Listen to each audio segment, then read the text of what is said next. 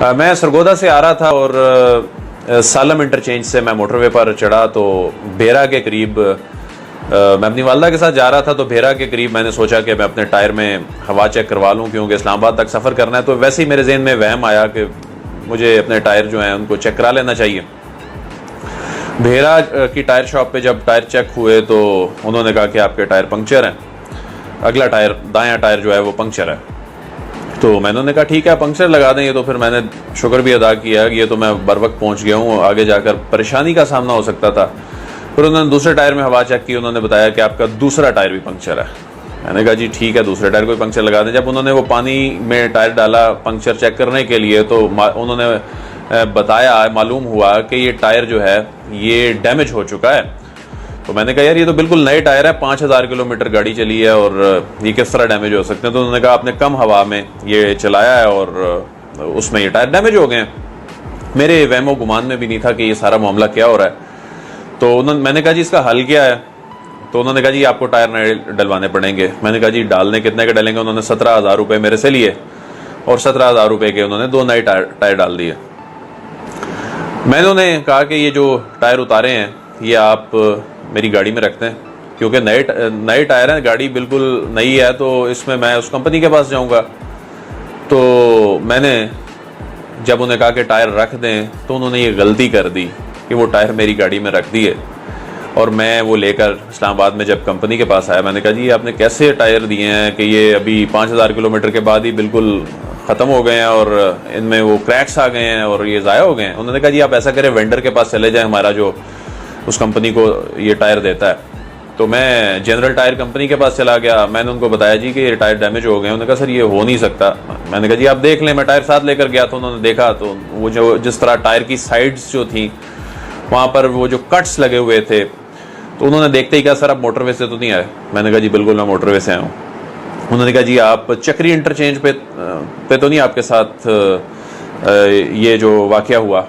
تو میں نے کہا جی نہیں بھیرا انٹرچینج پہ ہوا ہے۔ انہوں نے کہا سر آپ کے ساتھ جس طرح روزانہ کی بنیاد پر سینکڑوں شہریوں کے ساتھ دھوکہ ہو رہا ہے، فراڈ، یہ صرف دھوکہ اور فراڈ ہی نہیں، ان کی زندگیوں کے ساتھ کھیلا جا رہا ہے، آپ کے ساتھ بھی ہاتھ ہو گیا ہے، اور یہ بیسیکلی جان بوجھ کر کٹر سے ٹائر کاٹے گئے ہیں۔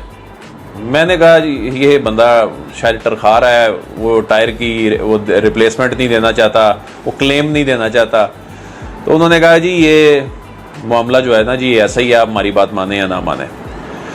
تو میں نے آ کر اپنے بیورو چیف صاحب سے یہ بات ڈسکس کی۔ میں نے کہا جی یہ میرے ساتھ واقعہ پیش آیا، خاور گھمن صاحب ہمارے بھائی ہیں، بیورو چیف ہیں، تو انہوں نے ایسا کیا کہ فوری پولیس کے جو اعلیٰ حکام ان کے دوست تھے، جاننے والے تھے، ان کو کہا جی آپ کی موٹر ویز پہ کیا ہو رہا ہے، ہمارے رپورٹر کے ساتھ یہ واقعہ پیش آیا۔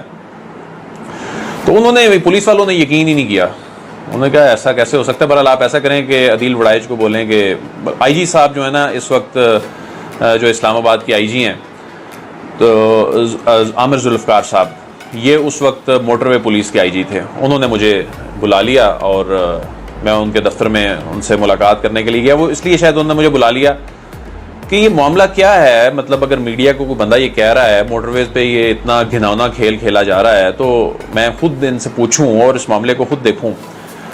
جب میری ان سے ڈسکشن ہوئی وہ حیران ہو گئے، وہ انہیں یقین بھی نہیں آ رہا تھا۔ انہوں نے کیا کیا کہ اگلے دن سول کپڑوں میں خفیہ ٹیمیں جو ہیں مختلف جو انٹرچینج پہ قیام و عام ہے وہاں پر ڈپلوائے کر دیں۔ وہاں پر کیا ہوا کہ اگلے دن مجھے معلوم ہوا آئی جی آفس سے کال آئی کہ جی وہاں پر ایک بڑا گینگ پکڑا گیا۔ میں نے کہا جی کس طرح؟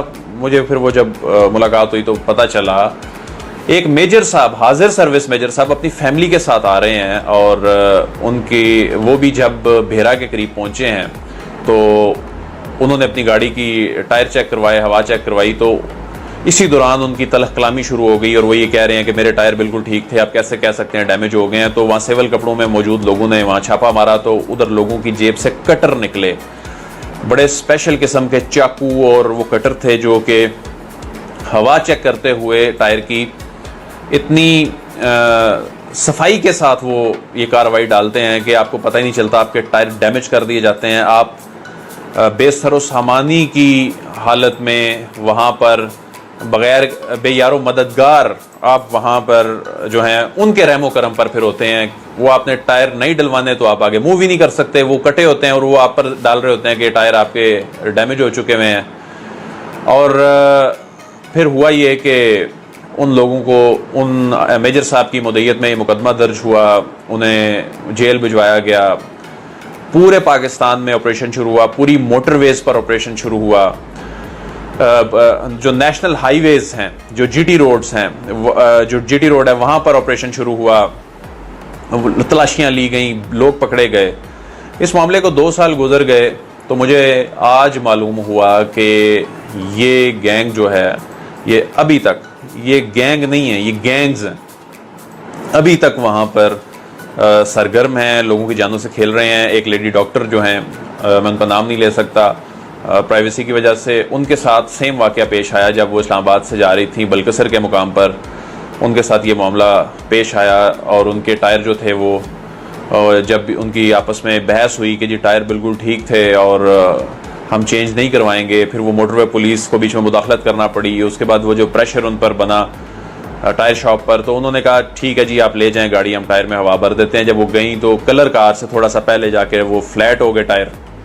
وہ اپنی فیملی کے ساتھ رات کا وقت تھا, بلکہ یہ وہی دن تھا, بتایا جا رہا ہے کہ وہی دن تھا جس دن لاہور میں افسوسناک واقعہ پیش آیا. تو وہ خاتون اپنی فیملی کے ساتھ وہاں پر بے یار و مددگار وہاں تھی, 130 پہ کال کی, بڑی مشکل سے وہاں پر پھر وہ ٹائر لے کر, وہ جو فائن والی گاڑی, جرمانے والی گاڑی ہوتی ہے, اس کے ذریعے عارضی طور پر ارینجمنٹ کر کے جیسا تیسا کر کے وہ ٹائر جو ہیں لائے گئے.